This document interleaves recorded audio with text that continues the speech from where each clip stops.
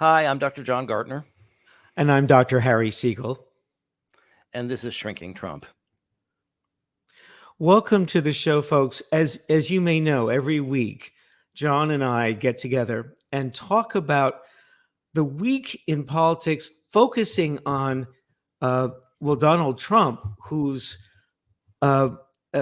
behavior has been showing over several years signs of incipient dementia, which we believe the press and the chattering class have not been able to talk about or have not noticed.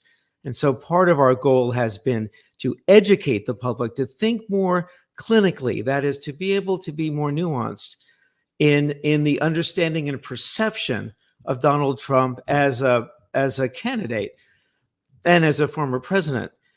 Last week, we watched a debate between Joe Biden and Donald Trump, and we had been arguing, as other people have, including one of our guests today, Dr. Greenwood, about the comparison between Trump, who we saw as suffering from really atypical but incipient signs of dementia, and Joe Biden, who seemed to be expressing normal signs of aging in an otherwise very well functioning brain and cognitions.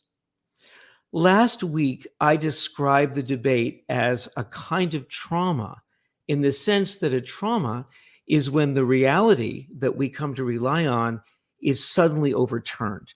Because John and I both saw last week, as almost every viewer did, Biden struggling cognitively over the course of 90 minutes, not just for a few minutes, although there were only a few instances of his being, I believe, disoriented and lost in what he was saying, but being exhausted, ineffective, stumbling, including a really disastrous closing statement.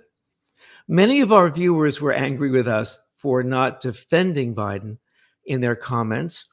Others, I think, were pleased that we were trying to be objective, since we are human beings who have political views, as well as, between the two of us, 70 years or so of clinical experience.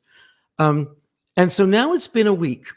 It follows the day after, when Biden gave a very strong appearance at a rally, and including on Monday, I believe, a very strong condemnation of the Supreme Court's decision on the immunity of presidential action. However, there is still a lot of concern about how well is Biden functioning. The question that has been articulated by Nancy Pelosi is this an episode or is this a condition? And this question is made much more powerful and disturbing because Biden has not been doing regular press conferences. He has not had regular interviews with people in 6 to 8 months.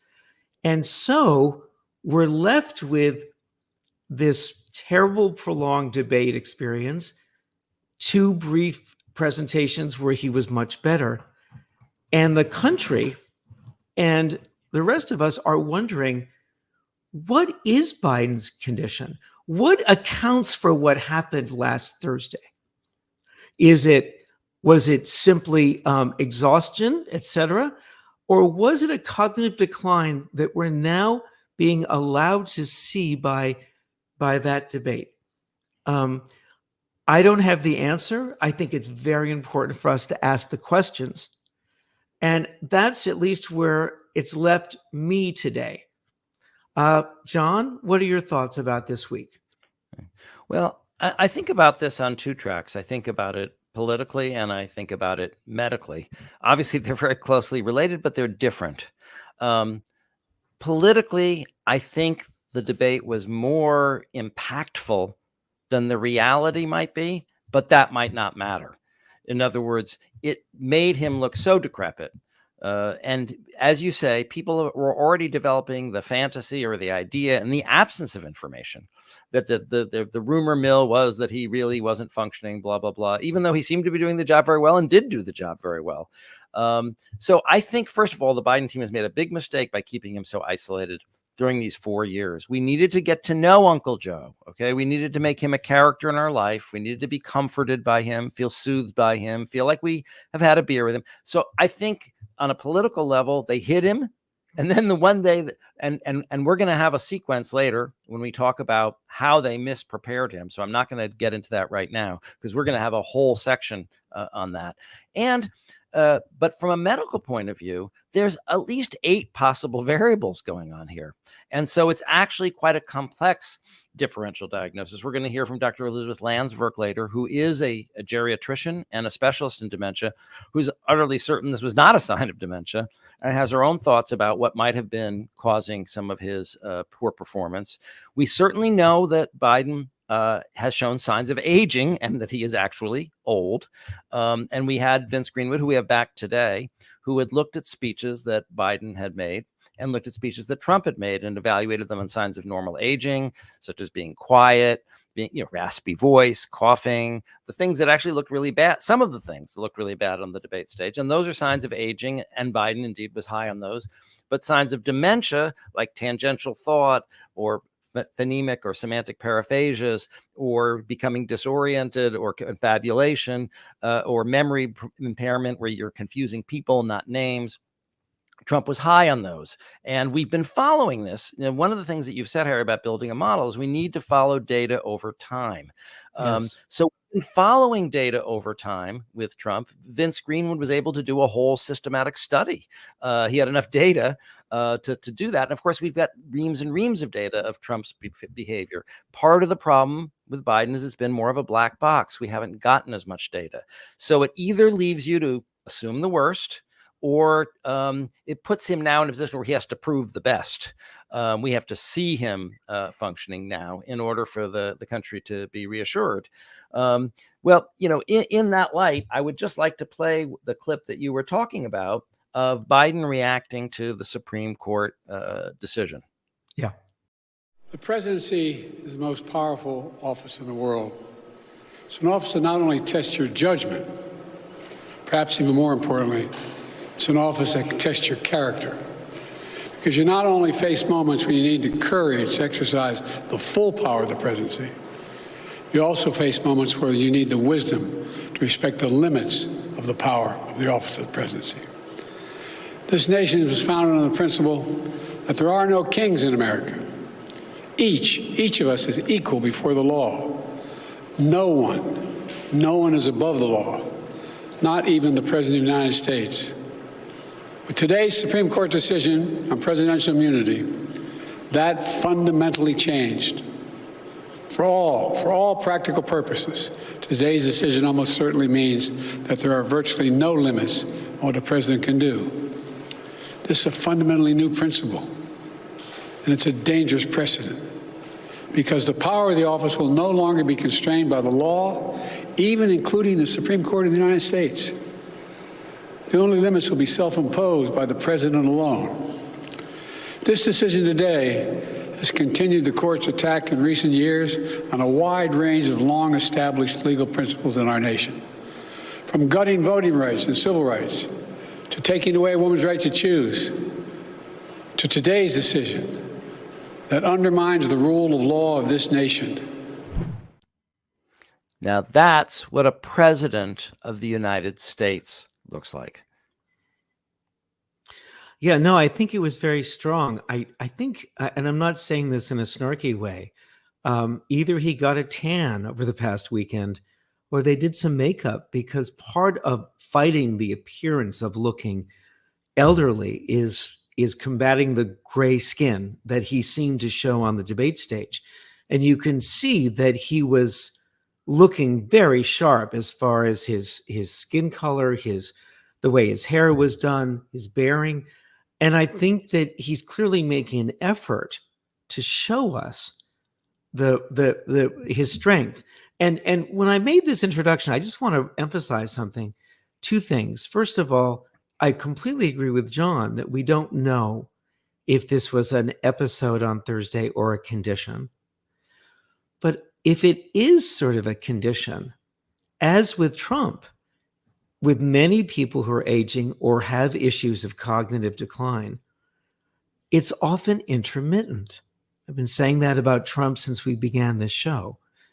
And intermittency is an important variable that we can't get a hold of if we don't have more information about his functioning, whether from informants or from videotape. And but I think I sent this clip to you, John, because I was really both impressed with, and I felt very supported by Biden, by his coming out. And in fact, the end of this, I think he ends by saying, "I dissent," in a very powerful way.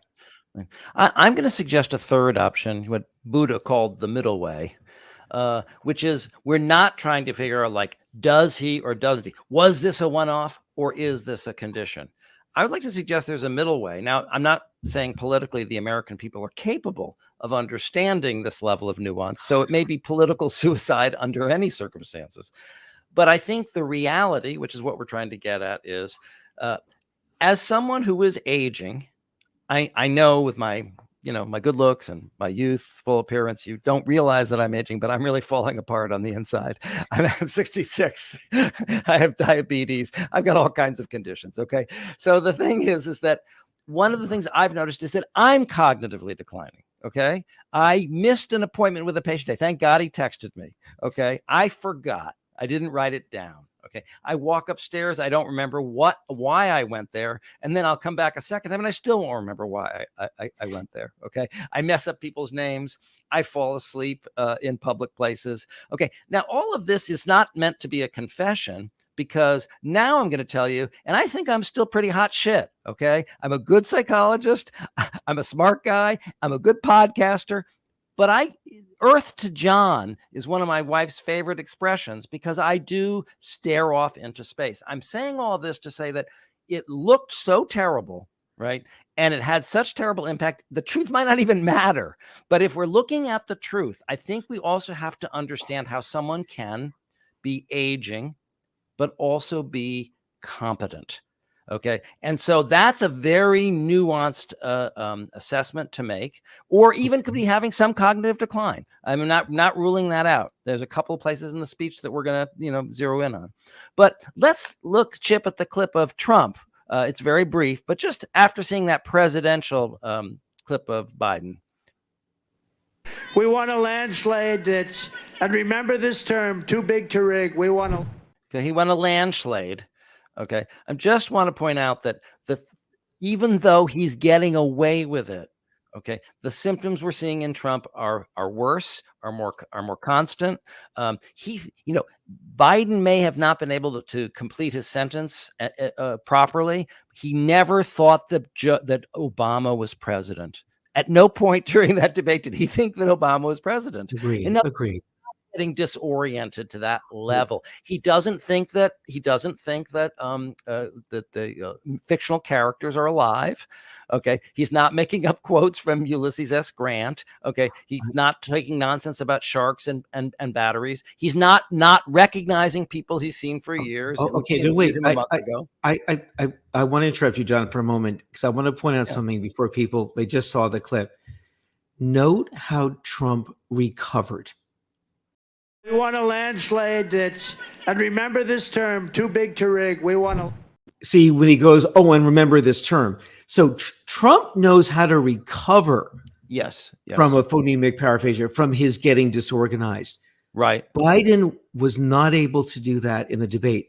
And that's what also made him seem so much more weak and so much more under the burden, because he wasn't able to do that kind of recovery. I'm not saying this makes Trump healthier. If anything, it makes him more dangerous. No, but no, you're right. But also it makes him able to camouflage his deficits, because he acts like, look, somebody once said, if you're going to mispronounce a word, do it loudly. Say it loudly. So that's the Trump philosophy. It's like, I'm not speaking English anymore. Well, let's just it's like improv. Let's just go with that. Okay. Whereas Biden, I think, was legitimately feeling sense of panic. I think that made him more anxious. That made it harder for him to perform. And then I think there were moments when he was clearly stuttering, and then he would have to, I think, jump out of a sentence and jump into like an escape sentence, which is what people with we should have an expert on stuttering on this show someday. But as I've read about it, they get stuck and then they jump. I think I Beat Medicare was a moment like that. He couldn't finish the sentence, but he was talking about reducing the deficit. So he said, all right, never mind, folks. The bottom line is, we beat Medicare and Medicare spending is big, but he just said, I beat Medicare. Didn't make any sense in the context of what he was saying, and then they cut off his mic. I know I keep coming back to that moment. I want to. What I'm trying to, John, I just want to. I'm going to continue to provide balance for our viewers because you and I are close to each other, but not exactly on the same page. If you watch the recordings of Biden debating in 2012 and then in 2020, there's a tremendous contrast with what he's unable to do here. And I just need to state that because if he has a better performance the next time, if Trump debates him, then I think that would be reassuring. Or if he does very well in this interview with George Slopadopoulos, as Trump would call him, that will be broadcast on Sunday. But I think I'm really concerned about what looks like decline to me. But well, first of all, he did terrible in the debates in 2020. I guess I'm out of time. Oh, actually, you have 40 more minutes, Vice President Biden. No, he did much better. He looked very different than he does now. There's just no question. But he was I'm saying yes. Well, I think there is a difference. I don't think he was ever a great debater. He was a great debater against Paul Ryan. He cut him to shreds. He was fantastic. You should go back and look at it. But listen, let's keep going on with the clips. What's next? Okay. Well, what's next is, we've been desperately signaling to the Democratic Party that they should pick up on our message. And believe it or not, we know that they've actually heard us. That's just take my word on that. We know people who know people. Okay. But clearly they've been resisting it. I think people have been upset, right, that they haven't been aggressive in general. It's not just our issue they haven't been aggressive about. They haven't been aggressive about the fact that he's a felon. They haven't been aggressive about the fact that he's a rapist. They haven't been aggressive about the fact that he's a Russian agent. It goes on and on. Okay. But I guess they're desperate enough now that hear what Nancy Pelosi just had to say. This is an opportunity for Joe Biden to go out there and show he has the stamina and the rest. And by the way, while the press, and for some reason they don't, there are healthcare professionals who think that Trump has dementia, that his connection, his thoughts do not go together. Not only that he just lies, he doesn't even know the truth. So if we're just talking about mental acuity, let's be fair about it.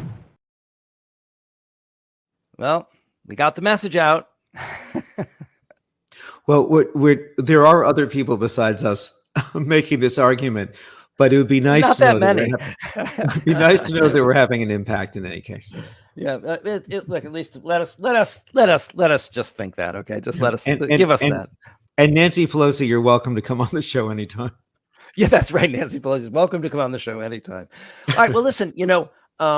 So I want to start talking about what some of the factors are of what went wrong.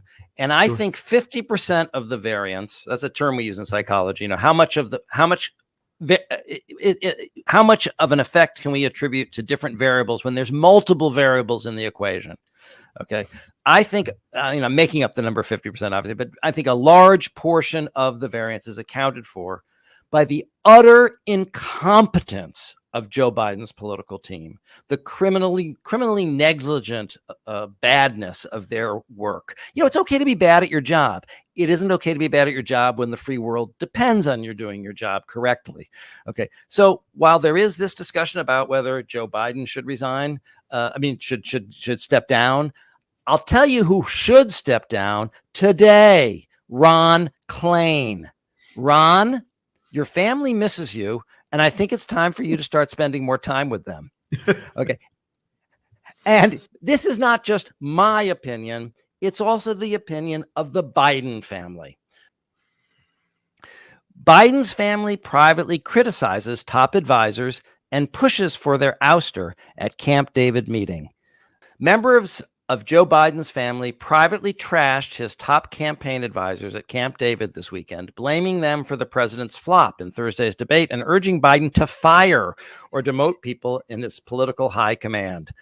Among the family's complaints about the debate practice was that Biden was not prepared to pivot and go on the attack. I agree. That he was bogged down too much on defending his record rather than outlining a vision for a second term. I agree. And that he was overworked and not well rested. I agree. The blame was cast widely on staffers, including Anita Dunn, the senior advisor who frequently had the president's ear, her husband, who I will come back to, Bob Bauer, the president's attorney, who played Trump in the rehearsals at Camp David, and Ron Klain, the former chief of staff who ran point on the debate prep and the previous cycle sessions. Quote, the aides who prepped the president have been with him for years, often decades, seeing him through victories and challenges. He maintains strong confidence in them, the Biden campaign spokesperson Kevin Munoz said in a statement.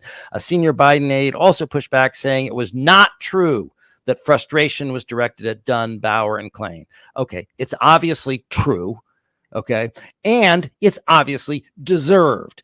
And it's not just the Biden family. We're all furious at you, okay? Because civilization is online and you screwed up. And they showed the ways that they screwed up. First of all, every Democrat screws up a debate because they always do it the same way. I'd like to tell you about my 62-point plan. We don't want to hear about your 62-point plan. We don't have the intelligence or the patience for it as a people. Okay. And we just get bored and our eyes glaze over like we're in a math class. Okay. So, Biden was briefed. Are you ready for this? By 16 policy experts. 16 policy experts. Okay. Well, he had about 30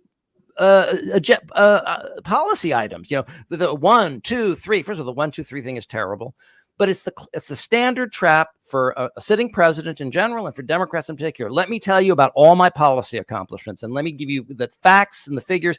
And Biden has always been bad with numbers. He's always been bad with numbers, articulating them. Yeah, he said the wrong number 4 times, million instead of billion, whatever. Thousands instead of billions. He was doing all of it. But basically, they had him cramming for the exam. At 81, they had him cramming for the exam. Like, look, when I was young, I could memorize anything. I memorized all 5,000 words of the Barron's word list to raise my SAT scores when I was, in high school. I couldn't do that now. Okay, so why are you going to take this 81-year-old man who's been flown all around the world and who's exhausted, who has a cold, okay, and then have him cram all of these facts and figures, and then he's going to try to reel them all off too quickly. Okay. And it's absolutely, so first of all, it's even if he had done it flawlessly, even if he had flawlessly delivered that debate, it would have been a draw because it still would have been boring Democratic policy talk. But it was particularly bad for their candidate. If they know their candidate and they know his strengths and they know his weaknesses better than we do, right? Then they know that this is not the right format for him, right? The right format for him is let Joe be Joe. Let's hear his passion. Let's hear his humanity. Let's hear his outrage. Let's hear his vision for the country, his big vision, the soul of America, a tale of two cities. This guy wants to be a dictator on day one, and this is going to be a dark, fascistic hellscape. I believe in America. I believe people in America are good. I think we have open hearts. And all of that. So that was a complete breakdown in their strategy. They set him up to fail.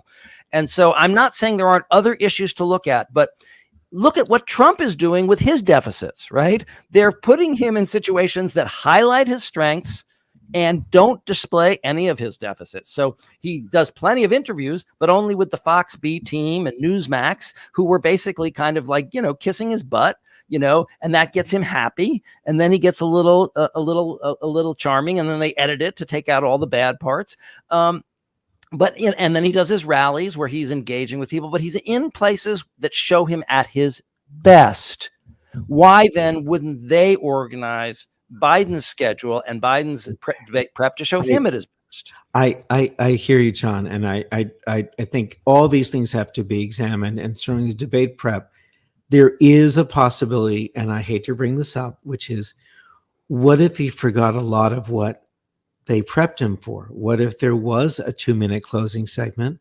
where he talked about the soul of America, and he forgot it on the stump. We don't know what happened. And that's we know a really, certain amount what happened.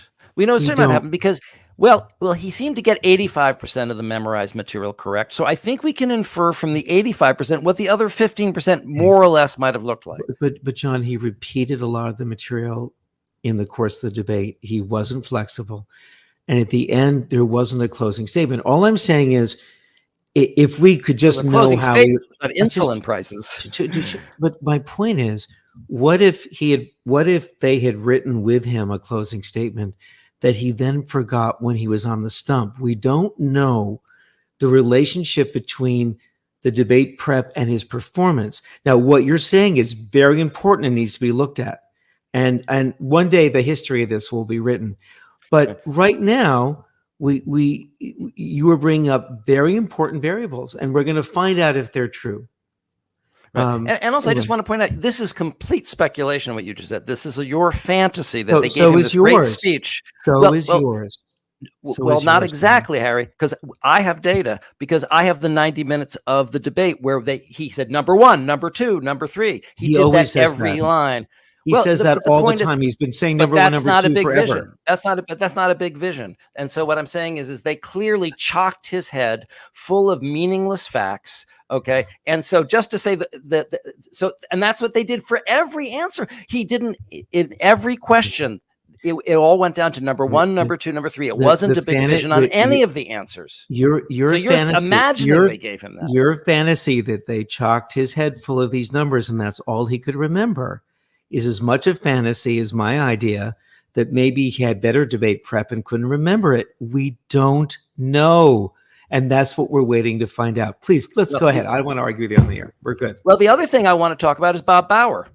Okay. Okay. Bob Bauer was the person they had play Trump. Well, Bob Bauer is a soft-spoken, slow, old crony of the Biden campaign, and also the husband of the number two person in the Biden campaign, Anita Dunn. Okay. So they just had Biden's personal attorney. So they just had old Bob Bauer play Trump, as opposed to someone who would be aggressive, right? And crazy and attacking. They had some boring, low testosterone Democrat, okay, pretend to be Trump. I mean, they screwed up everything. If there was something to screw up, they screwed it up. Okay. All right, let's keep going.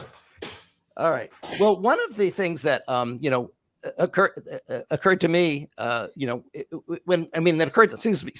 to my aunt. I sometimes make reference to my 80-year-old aunt in Connecticut because she watches, MSNBC, constantly, and she's constantly leaving me messages with suggestions for the show and whatnot.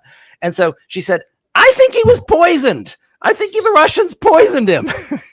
Now, first of all, okay, that obviously sounds like something crazy for my 80-year-old, maybe my cognitively declining aunt in Connecticut, although I don't think she's cognitively declining. She's just 80. And it sounded completely crazy to me, except I realized, well, number one, the Russians do poison people. That is their modus operandi. Number one. And number two. And they do poison people, and number two, he did seem so different from, and of course they want him to lose, and he did seem so different from however he'd been before. But Please. That issue of there possibly being some kind of medication effect was actually the topic of a Newsweek article. So can we see that cover? Did cold medication affect Biden's debate performance? Let's see the quote. Biden's symptoms are consistent with someone suffering from temporary drug-induced cognitive impairment. This is from Newsweek, by the way, for those of you who are listening. We now know that he had a bad cold during the debate. Most people believe over-the-counter cold medications such as Dayquil, Tylenol, or Advil to be harmless. While generally well-tolerated, these medications have well-documented side effects that can cause reduced alertness, diminished attention, poor memory, and reduced reaction time, especially in older individuals. That's the key here. These impairments are transitory, but can appear consequential and alarming. Every experienced clinician has seen this effect thousands of times.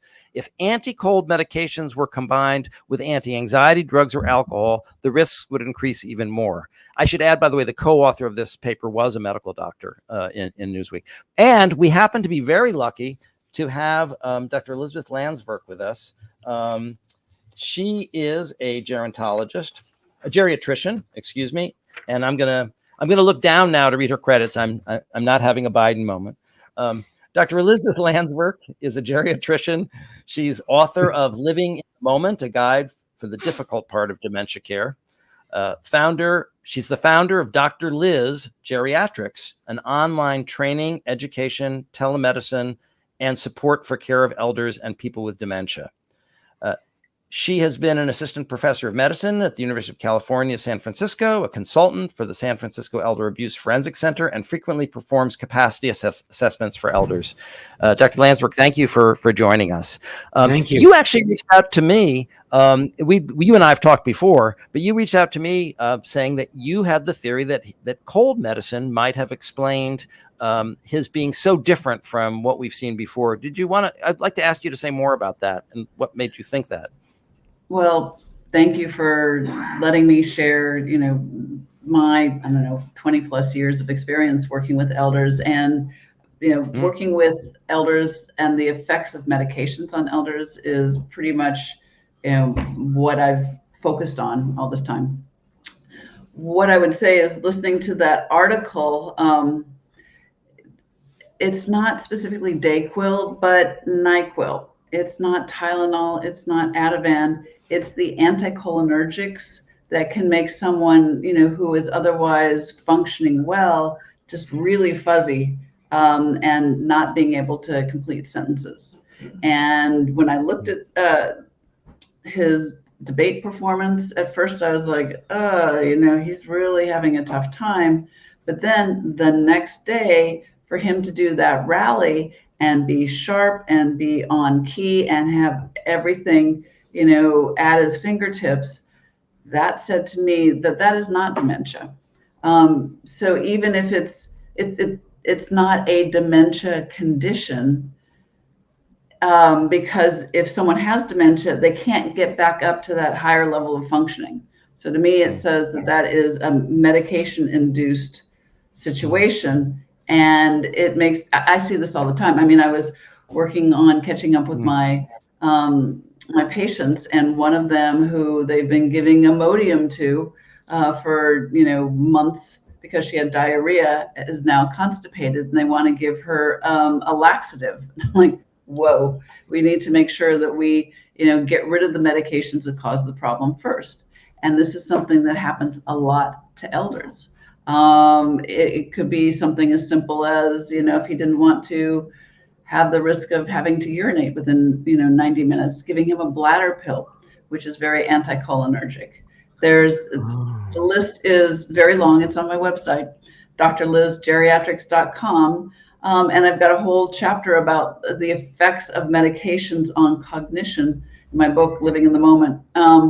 Doctor, can I interrupt you? Can you just quickly explain what an anticholinergic is for our audience? So the nerve cells use choline to talk to each other.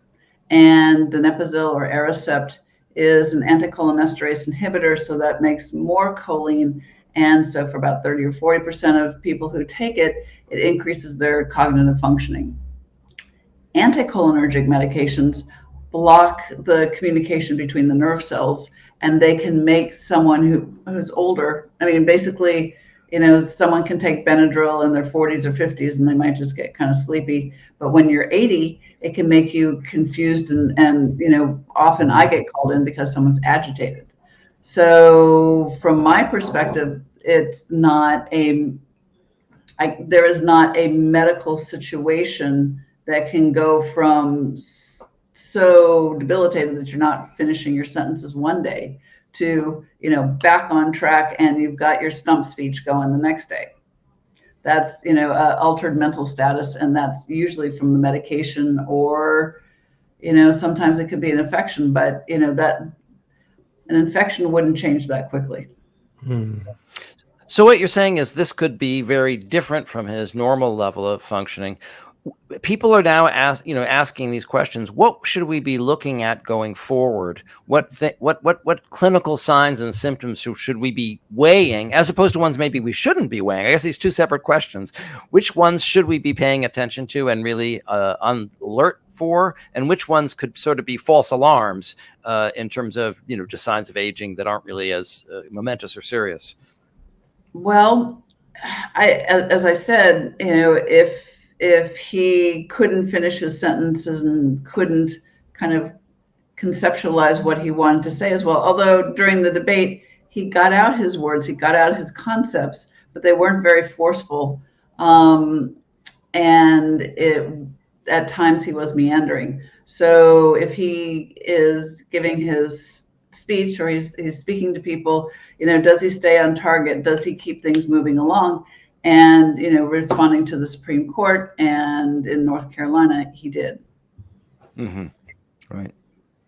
There are reports that, from at least in the Times yesterday, that some of his staff have been concerned that they've seen these kinds of lapses intermittently over the past 6 months, with some people making the argument that maybe he's had a decline.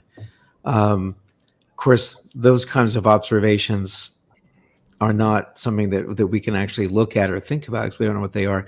What is your sense about that in hearing that? Again, I mean, what I will say is you cannot go from having dementia to functioning, the way he did in the rally or responding to the Supreme Court with dementia. That's too much of a gap. Interesting. So it could be that he, I always think about the doctor. I mean, there's only 3,500 practicing geriatricians in our country. And I think now would be an extremely good time to have, one of the leaders of the geriatric field as a White House consultant, because it does really make a difference. I've seen some people get multidisciplinary assessments of their cognition, but that miss that they're on an anticholinergic medication for their allergies. Allegra is a problem. Atarax is a problem. Over-the-counter sleeping pills are a problem. And he doesn't have to be taking alcohol or sleeping pills to have the anticholinergic problems that caused him to perform so poorly in the debate. Yeah. Well, leave it to Ron Klain and the Democrats to give Biden a performance detracting drug before the debate. I wouldn't blame them as much as I see this as a medical issue. To explain how he could have such a poor performance one day and then be so strong the next day. Right. The other question I wanted to ask you is, I think people are looking at this as very binary, right? Either, like even as Nancy Pelosi said, is this a one-off or is this a condition? Mm-hmm. Is there a middle way where someone could be showing some of these, I said you're ruling out dementia, but have some of these, let's say, absences where they're losing the thread of what they were about to say, or they're kind of not in the conversation anymore. They're kind of distracted, but still be good at their job. In other words, is it like, oh my God, we found out he has this thing, he can't do it. But could it also be that, well, we found out he has this thing, but he's still pretty good.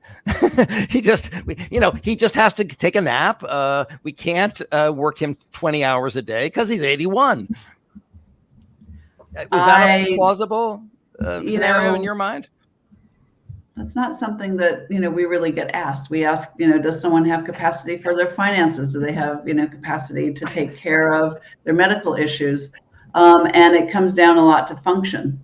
So I don't know that I'm going to address the middle way, but I do think that with, the other guy, the former president, Donald Trump, that he says that things that are just crazy, like women are having the babies ripped out of their wombs and they're killing them after birth, and he's letting all, the immigrants in. I mean, it's a stump speech, and the inflation is so bad. And no one calls him on that. We're always looking kind of at Biden.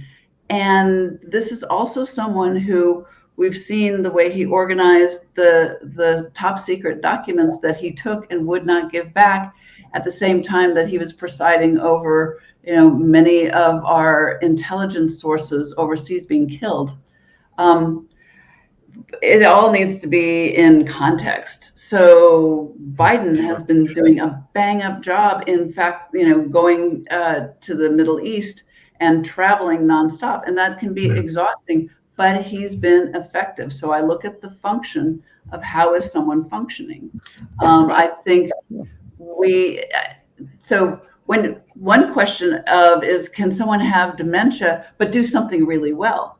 And there I will say yes. I have seen people who can be delusional and kind of really out of it, but they play beautiful jazz, or they can do other things like that. So anything that's overlearned, I would say that Trump is an excellent salesman. He knows his pitch. He sticks to that pitch. And even though he's gaslighting, even though what he is saying is lies, he sticks to it. And people are like, Dr. Oliver Sacks is kind of like one of my heroes, and he was talking about, politician speeches in the 80s, and people who couldn't, understand words but just read the emotion were really responding to Reagan. I remember that. But then when they were like listening to the words, they were laughing, hysterically, because it just really wasn't hanging together. And I think the emotion and the way Trump presents his crazy lies, is persuasive to some people, and that's what makes him dangerous. So, paraphonemics, he's got his stump speech down, and he's been doing that. And I think, President Biden needs to be doing some of the similar things, hitting those same things and getting the message out, to the country, because with the Supreme Court, removing or guaranteeing immunity, whatever the president does. And of course, the Supreme Court gets to decide what's official and what's not, as well as taking away any regulation of business and civil rights, and making it that they can have gratuities, which are actually bribes. It's so much beyond Biden looking a little out of it in the afternoon. Right. If we put it in perspective, go Yes. ahead, Harry. I just wanted to thank you for coming. I really appreciate everything you're saying, especially quoting Oliver Sacks. I've forgotten about what he had said about Reagan. And I think you're absolutely right. When you overlearn something, then it persists, even if you're having cognitive difficulties. So I so appreciate your coming in and talking to us. Well, thank you very much. We'll Certainly. have to have you on again. Thank you. Bye-bye. So actually, this is a good setup for, and we actually brought in Dr. Landsverk kind of at the last moment because of this issue about the cold medicines that come up really so topically. But we have long scheduled our first guest for our first show, who's back. We said we were going to have him back, Vince Greenwood.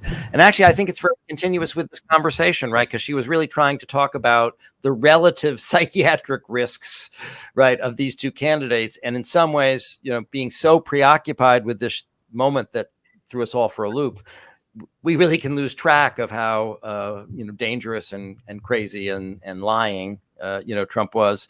I think, Harry, you said it very well. If you just actually Biden actually, what the words he said were better than his presentation. If you looked at them on paper, they made a lot more sense. Number one policy, number two policy, and then whereas Trump actually sounded better than he was because he had all the energy and the confidence, but what he's talking about is just lie. So I think that's what I don't think that can be emphasized enough. I would put it even stronger than your previous guest.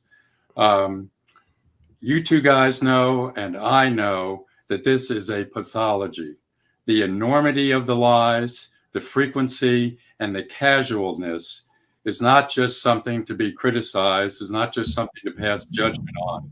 It is a hardwired pathology. He cannot do otherwise. And it is alarming in someone running for the presidency of the United States. he was probably coached up to try to curb that a little bit on Thursday, and he is incapable of it. It's what you all refer to as malignant narcissist. I use the term clinical psychopath because that's the measure I use to evaluate him. But it is a hardwired, probably it looks to appear to be related to a brain abnormality, the incapacity to experience any guilt, any shame, any empathy. And that is a very dangerous thing.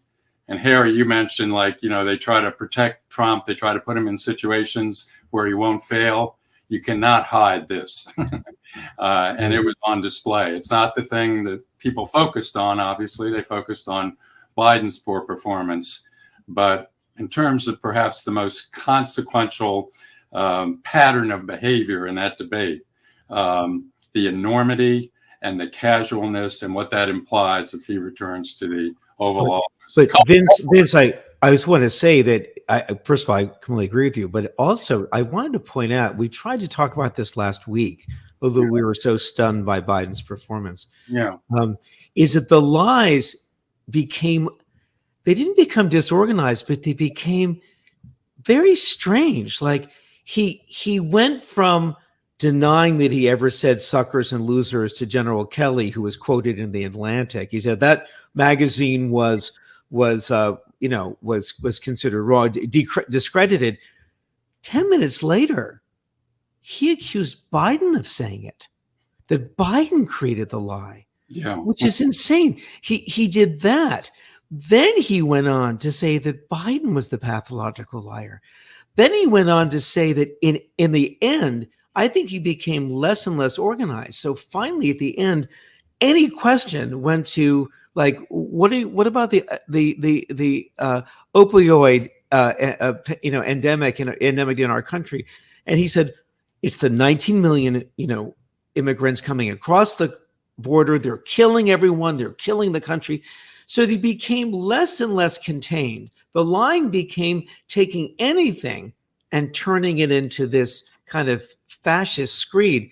And while the media, while the media counted the lies and said and acknowledged that that the audience didn't like Trump very much. I mean, a 3-point swing after Biden's performance, regardless of whether it's really indicative of a brain issue for Biden or not. The fact is, Trump is hateful, and people felt it. He didn't win many adherents, but it's like Trump didn't win, but Biden lost the debate. That's how I see it. Yeah. Oh, absolutely. No, it was a terrible performance, and that's the take-home message. Hateful, but I would emphasize the dangerousness.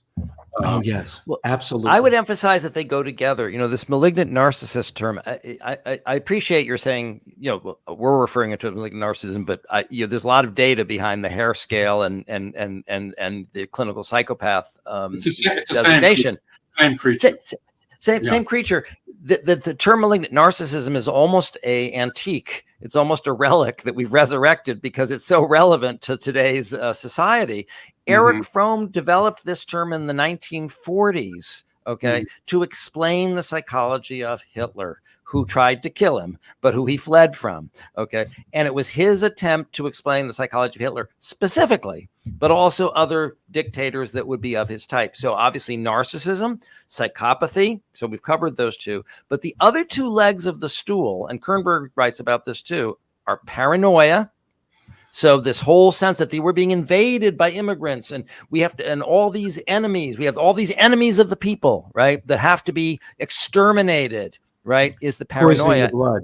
Right. Poisoning the blood. They're turning like zombies, they're invading. There's an army of them invading us. He saw the Chinese people invading in the caravans.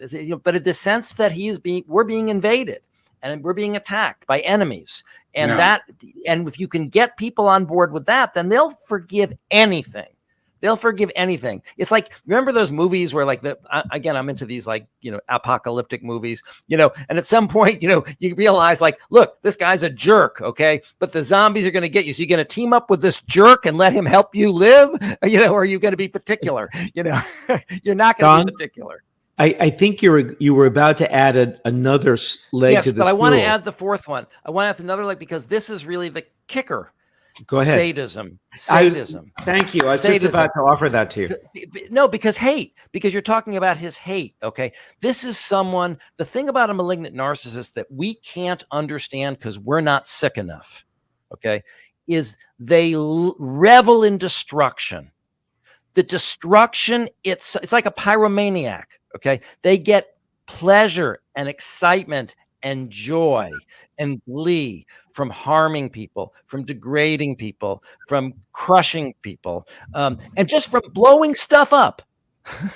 Some people have said like Trump was like someone who like roll a grenade into a meeting and just blow everything up, blowing up institutions, right? Blowing up the truth, blowing up conventions. He gets off on the destruction of eventually of America and the world. To provide a little like maybe scientific context to that, in the clinical psychopathy research and literature, I think they would use the thing that you're describing, the hatefulness and the patterns associated with that.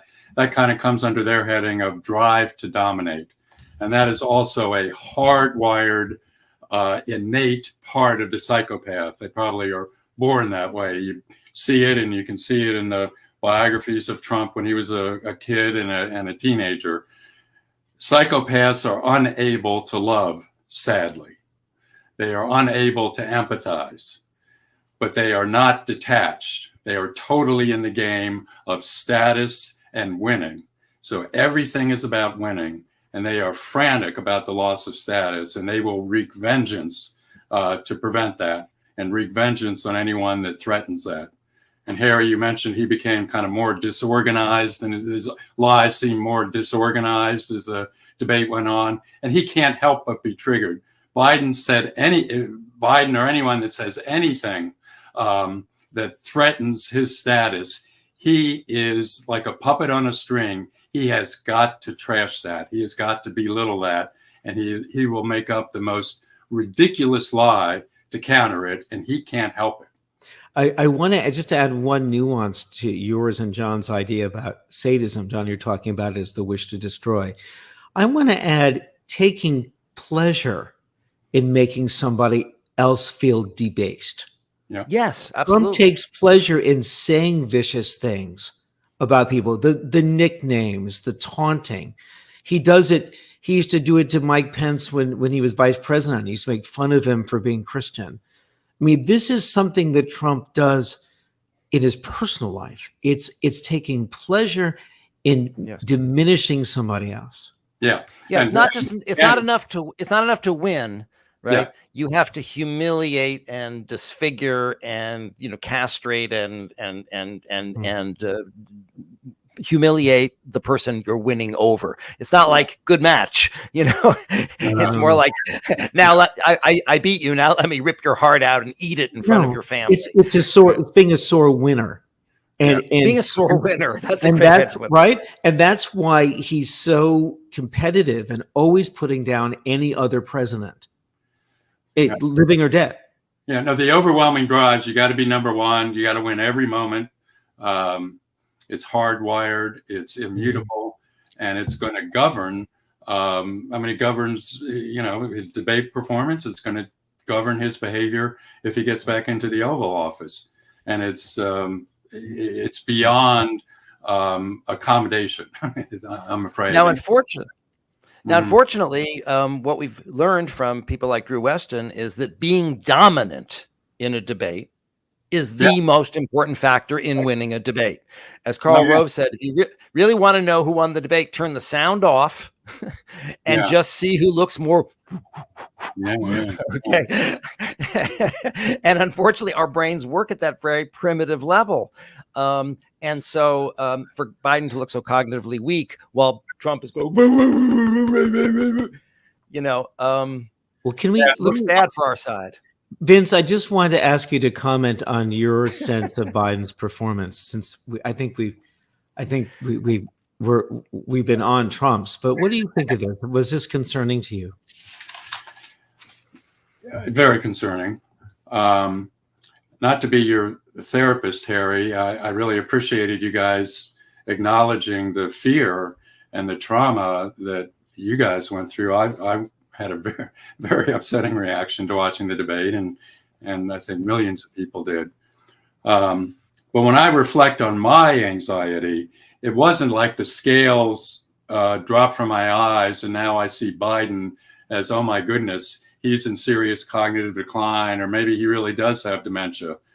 The thing that was so upsetting to me is right before my eyes, you could just feel the chances of Trump prevailing were rising. And that was just so upsetting that was the core of my fear, not that Biden was being revealed. His performance is really poor. Our job, as you said at the beginning, is to try to be nuanced, to try to be clinical. And on that score, there's a lot to put behind the notion, Nancy Pelosi's distinction between an episode and a condition. I mean, literally, it was one episode, hugely consequential one, but it was one episode, one data point, if you want. And to make a serious diagnosis of early onset dementia, you need to have many data points. Absolutely. Absolutely. And, we don't have those, maybe because they've been hidden somewhat, but on the one area where you can't hide, which is language, there are a number of areas to measure for dementia. But since we don't have Trump and Biden's cooperation, the one we can go ahead is the language. And on that one, we can look at a whole bunch of samples. And on Thursday night, Biden was bad. And he checked some of the things on the verbal markers that might be linked to early dementia. But again, it's just one data point. And he was through the roof Thursday night on I did go through the checklist. He was through the roof on the signs of aging. John, I think you said on the emergency podcast, you noted maybe 20 moments of stuttering. If you really look at it under a microscope, it was closer to 40. They were so rapid, but the cumulative impact of them was of someone who just, can't think straight. So I think there's a lot to say that we just, at the very least, we don't know. And of all the data we do have, it's still fair to say that there's significantly more evidence that Trump may be actually in the decline, even though it didn't look that way Thursday. The debate rules and so on actually, I think, minimize the chances of him showing some of the language problems. And now that's not to say that it might not be a condition, but if it is a condition with Biden, I think it's much more likely it's aging. And that's maybe what's been hidden a little bit over the last 6 months, and that he's, people age at different degrees, and it's a very stressful job. And maybe it's not a one-off. Maybe this is more frequent, but it could be a one-off. Yeah. And it could be aging. I think it's important to mention that too, because a lot of the things that shocked people were things that you pointed out in your research that you noticed when you were measuring some of Biden's speeches. These were signs of aging. You mentioned he speaks more slowly, more quietly. He coughs. All of these things are actually signs of aging. Actually, I underlined it. Now I can't find my own notes because you had an article about this. The voice, it's raspy, and those things were really off the charts. And I think they were. There were some moments where tangential thinking, we would call it, didn't complete his thoughts, not being able to. There were filler speech and some of those things. But I think the things that really upset people and were really striking were more the signs of aging. Interesting. Mm-hmm. It's so good to have you on again, Vincent, to have you share your thoughts. And John, do you have any other questions for Vince? No, but I appreciate your saying that, and I think that there's a little bit of prejudice against aging. There's a prejudice against aging people. You know what I mean? So they underestimate us. Okay, we look a lot more out of it than we really are. That's all. Listen, I'm 40. I don't know what you guys are talking about.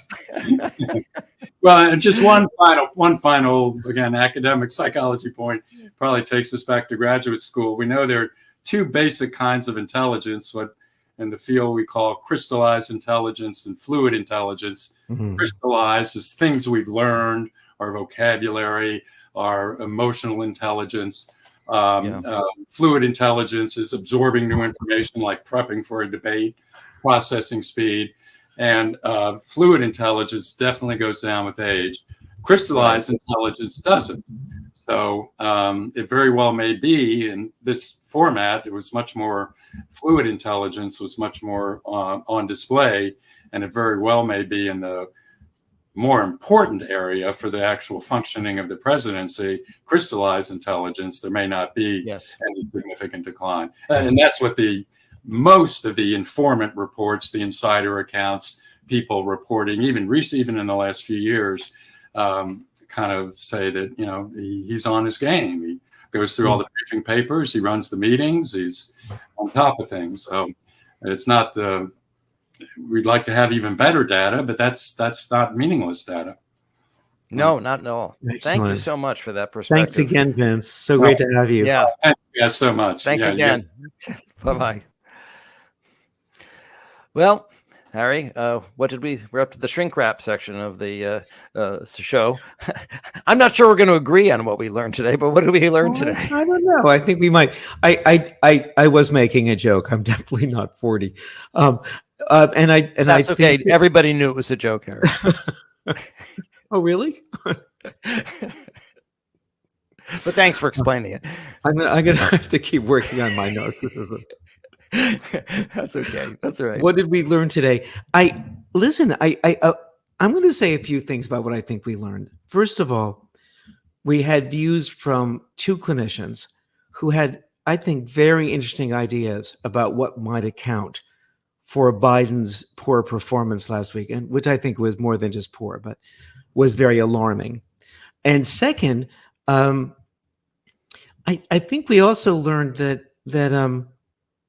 this took the spotlight off our concerns about Trump's cognitive abilities, as well as the kind of personality disorder and malevolence that Vince was so great to enumerate, John, and which you also added to. I want to, though, think just for a moment about the public, because you and I are talking about the psychology of Trump and Biden. And we've also been talking about the ways in which Trump and Biden relate to the audience, particularly Trump's ability to create this kind of Earth 2, where everyone is talking with him as if they agree with his lies. I heard Johnny Deutsch this morning on Morning Joe say something that really stayed with me all day. And he's certainly a big fan of Biden, although he's concerned. And he said that you can't win an election without hope. Mm-hmm. That we have to have hope. And what happened with Biden, regardless of what the real case is, and I'm hoping we'll understand more about what really happened and who he really is and what his actual level of functioning is, because I suspect it could be quite high. But it made us lose hope. And I believe that hope has to be restored. And that's why I'm hoping. I actually agree with everything you said. we usually agree, John. The other thing too is, and I think this relates to what you're saying about hope. And look, it was a kick in the breadbasket. I mean, we all got it was a blow. But it's so I don't want to say, oh, don't be bedwetters, because no, actually, it kind of was time to wet the bed. But don't be defeatists. We can wet the bed, but we don't have to give up the ghost. And I think there is a difference. And I think that's one of the things that Democrats often do tend to do, is just kind of freak out and have a rout because they run away, whereas the Republicans kind of form ranks behind. Exactly. They circle the wagons. Yeah. Right. Exactly. So we do have to, I mean, we are at a difficult moment. We don't know what's going to happen, in terms of the decisions that the party is going to make. But we can't just collapse. We have to get ourselves together, snap out of it, and fight. And that's really what Biden needs to do, right? If we can get rid of if we can just get rid of Ron Klain, passive, useless Ron Klain, okay, and get someone, hire the Lincoln Project, please. Just for the last 4 months, would you just please hire the Lincoln Project to run Biden's campaign? Because Absolutely. he has to go on the attack. He has to go on the attack. He has to be present. He has to show us his soul. We need to see his soul. We need to see his heart. We need to see, Vince talked about his crystallized values. That's right. He's not good at fluid intelligence. Okay. He's not someone you'd want to play a fast moving, board game with. Okay. But he has crystallized intelligence. He has wisdom. He has judgment. He has experience. And we need to keep seeing those things. And if they're not showing them to us, shame on them. All right. John, I would like to have the last word. Are you ready? No, seriously. I'm not disagreeing with anything. I have to hear the word first. Here's the last word. What clinical psychologists and clinicians and therapists do generally is we slow time. We slow our judgments. We slow our impulse to say, this is who somebody is. We tell our patients, you just met this person a month ago. Don't get married. Give it some time. In a moment like this, I as a clinician, and John, I know you'll agree with me, everybody needs to take a deep breath. We've been slowly looking at Trump unfold over time for the past almost 3 months on this show. And now that there is a kind of crisis of knowledge about Biden, we have to take a breath and wait for more data to come in. And then we'll have a better understanding. How's that? Yeah, that's good. I agree with you. And let's all take a breath. How can I argue with that? I meditate. Thank you, All everybody. Please tell your friends about our show. We'll see you next week.